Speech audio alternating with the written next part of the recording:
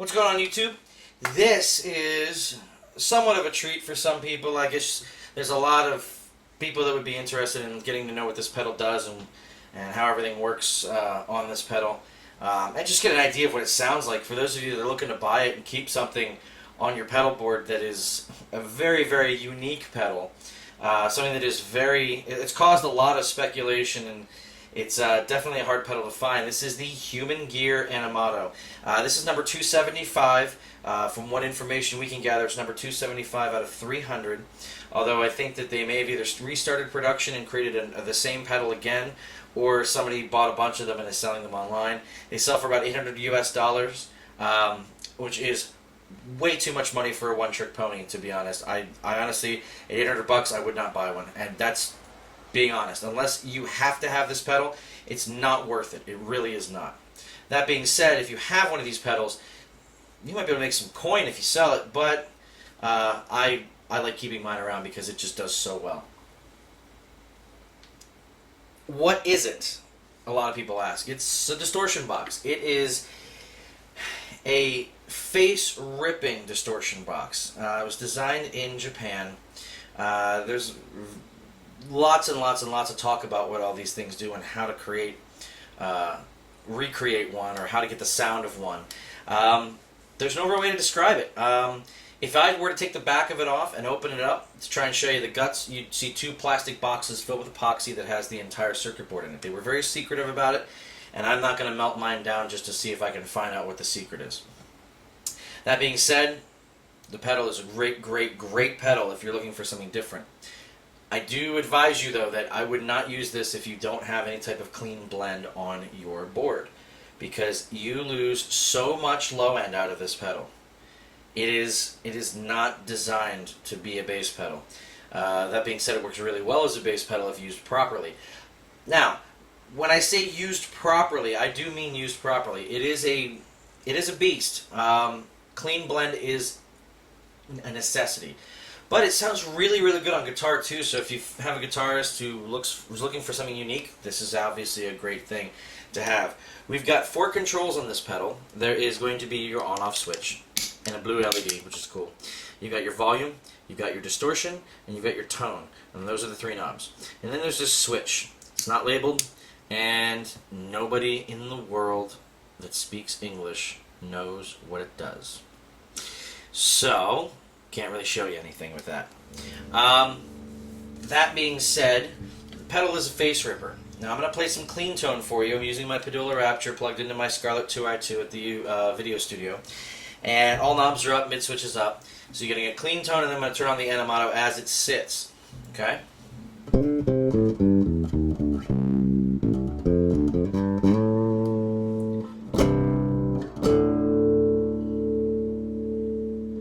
Now,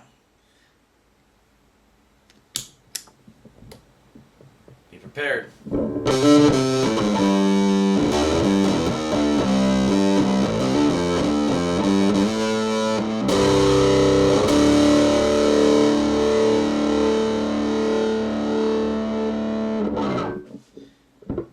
I told you it was a beast. It does lose a ton of low end.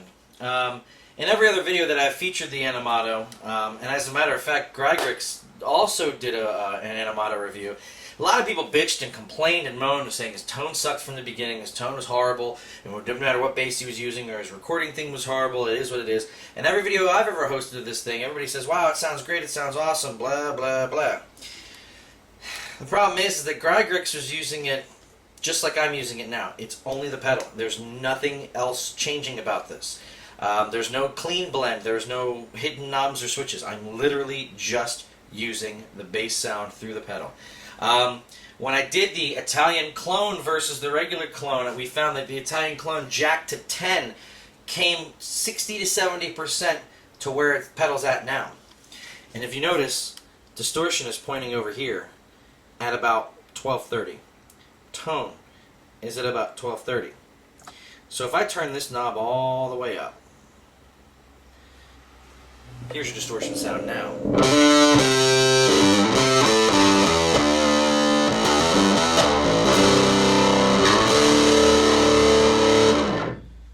It's gnarly. Let's turn it all the way down.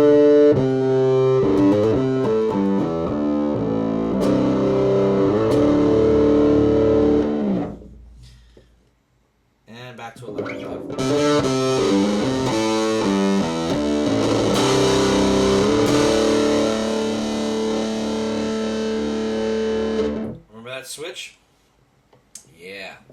I'm going to hit an A chord here, and I'm going to flip the switch back and forth.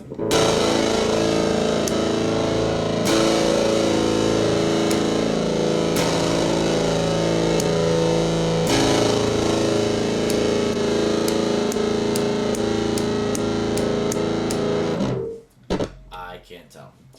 Distortion knob. Turn it all the way down. I got nothing. Turn it up a little bit.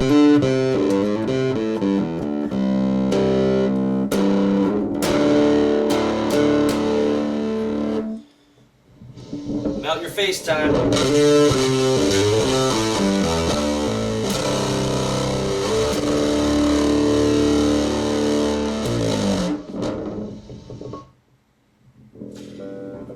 The clone can't do that. And you notice that the volume is only at a little bit over halfway.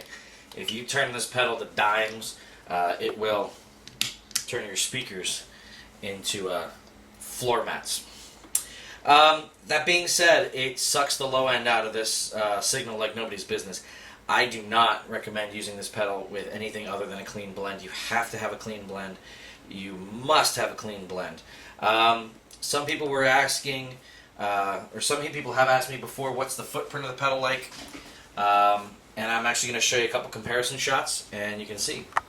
So this is the first comparison shot. You'll notice that it is about the same height as a Boss pedal.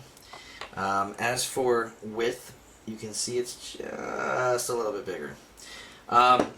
Depth-wise, it's going to be taller. Not by much. But you can see the way that they compare each other. The jack layout's pretty interesting too. It's just your standard in-out. And the in's on this side, and the out's on that side, and then you got your power jack. And it's just a 9-volt power jack. There's nothing special about it. In comparison to, say, the octave multiplexer, this one here is going to be funny because the case is probably the same width. I mean, they're probably identical in terms of height and width. I mean, they are, yeah, I mean, they are just the same. Identical in that size. So I think whatever the case size they're using for this, it's going to be the same footprint, but here's where the difference starts. Okay? It is half that. Literally half of the depth. I used to have a pretty interesting distortion pedal. The MJM Brit Bender Fuzz. It was the second version with 3 knobs, I believe. And the MJM Brit Bender was exactly the same size as the Animato. I mean, it was uncanny. If you painted them both gold and didn't have a name on them, you wouldn't be able to tell the difference between the two. They were that close. That being said, we're back to the Animato. Price point, I'm going to give it a 1 out of 5. It's not worth it. It is absolutely not worth getting this pedal for $800. It does one thing, and that is make a sound that some famous guy did one time. That being said, I couldn't live without it. I love it. I think it's a great pedal.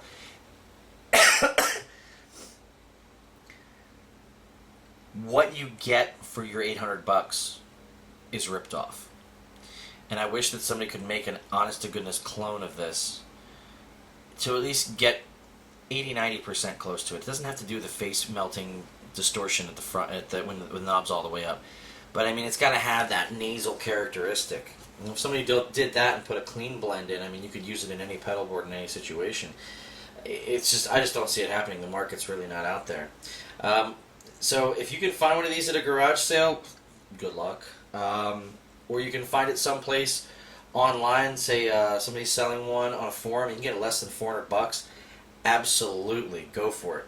It is well worth the time and the energy put in for $400, in my opinion. It does something unique that no other pedal in the market does. This isn't something where you can just swap it out for another muff copy or put a different pedal in front. There are some that are similar. And a lot of people say, oh, I just got a Proco Rat. Proco Rat's it'll do the sound. It's fine. Really isn't. Proco Rat will not do what this pedal does. It gets somewhat close, but it's definitely not. going to be the pedal to match this one. I have brought up the hardwire tube overdrive, I think it's tube drive or something. It's the green hardwire pedal from Digitech. And I have A-B'd these two pedals. I don't have one anymore, or otherwise I'd show you. We have put them side by side with each other, and it can get to a point where with a clean blend it adds artifacts the Animato has in it. However, it's not the same pedal, and it never will be the same pedal. Remember that, because you have to look into how these things are going to act by themselves. You can get close, but nothing sounds like the real Animato. Trust me, I've been trying for 5 years to try and duplicate the sound of this pedal. And if I could, I'd probably be a rich man. But I can't, so I just had to buy one. All that being said, like I said, I'm going to give it a 1 out of 5 dollar signs because it's ridiculously expensive. And you don't get much for your money. Unless you have to have this sound, avoid this pedal at all costs.